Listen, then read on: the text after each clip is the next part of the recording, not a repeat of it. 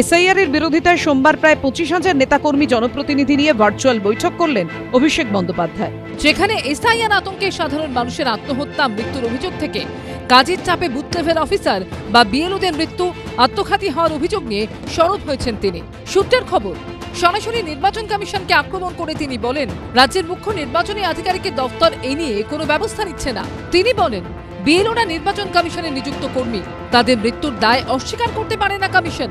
কেন নির্বাচন কমিশনের বিরুদ্ধে এফআইআর করা হবে না সেই প্রশ্নও তোলেন অভিষেক বন্দ্যোপাধ্যায়। আজকে ইলেকশন কমিশন বারবার বলেছিল 1000 জন ডেটা এন্ট্রি অপারেটর নেবার জন্য। মমতা ব্যানার্জি সরকার নেননি। আজকে পুরো চাপটা বিএলওর ওপর দেওয়া হয়েছে, যে কারণে আজকে বিএলওরা এত কাজ সামলাতে পারছে না, তারা আত্মহত্যা করছে, অসুস্থ হয়ে পড়ছে। আজকে অভিষেক ব্যানার্জি, আপনি কি প্রেস কনফারেন্স, এই ভার্চুয়াল কনফারেন্স করে আপনি কি জেলার নেতৃত্বকে এটা বলতে চান যে এইভাবে লুকিয়ে রাখবে? এই স্বরূপনগর থেকে যারা পালাচ্ছে, হাকিমপুর পোস্ট থেকে যারা পালাচ্ছে, বাংলাদেশি রোহিঙ্গা, তাদেরকে কোথায় কোথায় লুকিয়ে রাখতে হবে সেটা নিয়ে কি আজকে ভার্চুয়াল কনফারেন্স করছেন নাকি?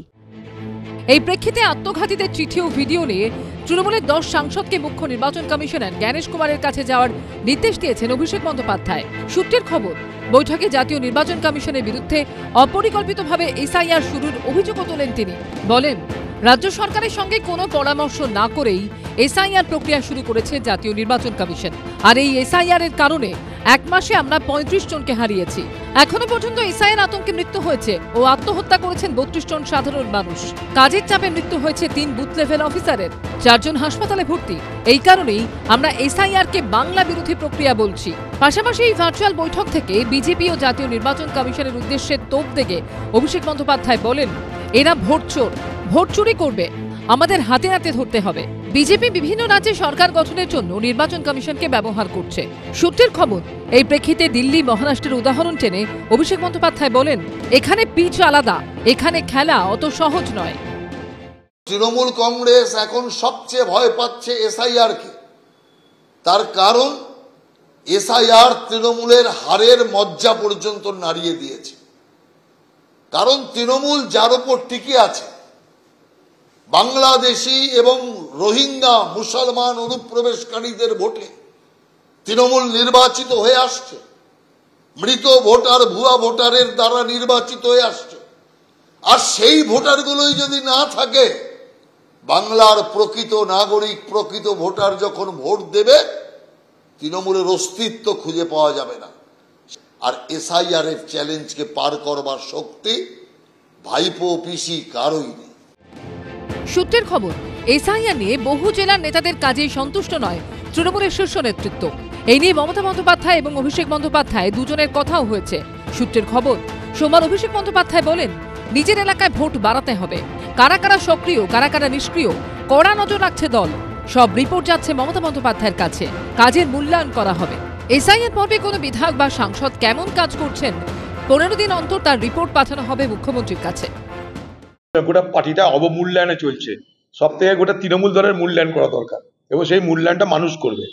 গোটা তৃণমূল দল অবমূল্যায়নের পথে। আর নতুন করে মূল্যায়ন করে কি হবে?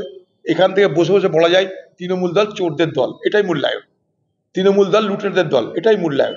তৃণমূল দল দুর্নীতিগ্রস্তদের দল, এটাই মূল্যায়ন। সূত্রের খবর, যেসব জেলায় পারফরমেন্স খারাপ সেখানে নেতা নেতৃত্বে থাকার নির্দেশ দিয়েছেন অভিষেক বন্দ্যোপাধ্যায়। তিনি বলেন, এবার নির্বাচন প্রক্রিয়া 3 মাসের নয়, 6 মাসের। এনুমারেশন ফর্ম বিলির দিন থেকে ভোটের প্রস্তুতি শুরু হয়ে গেছে। আমাদের লক্ষ্য 100% এনুমারেশন ফর্ম জমা দেওয়া। এটাই আমাদের পাখির চোখ। 100% এনুমারেশন ফর্ম যাতে জমা পড়ে, তাই জেলায় জেলায় পর্যবেক্ষক পাঠাচ্ছে তৃণমূল। এ রাজ্যে এসআইআর নিয়ে চিৎকার কেন? দুটো দিক। একদিক যে তারা 14 বছরের কলঙ্কটা এসআইআর এর আড়ালে চেপে রাখতে চাইছেন, এসআইআর কে ঢাল করতে চাইছেন। অন্যদিকে যে তালিকা আছে সেই তালিকাতেই নির্বাচন করতে চাইছেন। কারণ দুধে কতটা জল আছে সেটা নিখুঁতভাবে উত্তরাধিকারী খবর রেখেছেন। ফলে যখন অঙ্গচ্ছেদ হচ্ছে আর কি, অঙ্গহানি হলে তো ব্যথা হয় মানুষের শরীরে, সেই জন্য হচ্ছে। কৃষ্ণেন্দু অধিকারী, আশাবুল হোসেন ও কৌশিক গাঁতাইতের রিপোর্ট, এবিপি আনন্দ। এবিপি আনন্দ, এগিয়ে থাকে, এগিয়ে রাখে।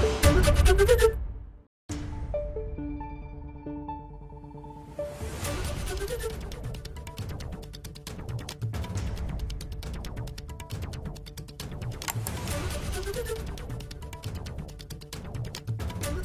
you.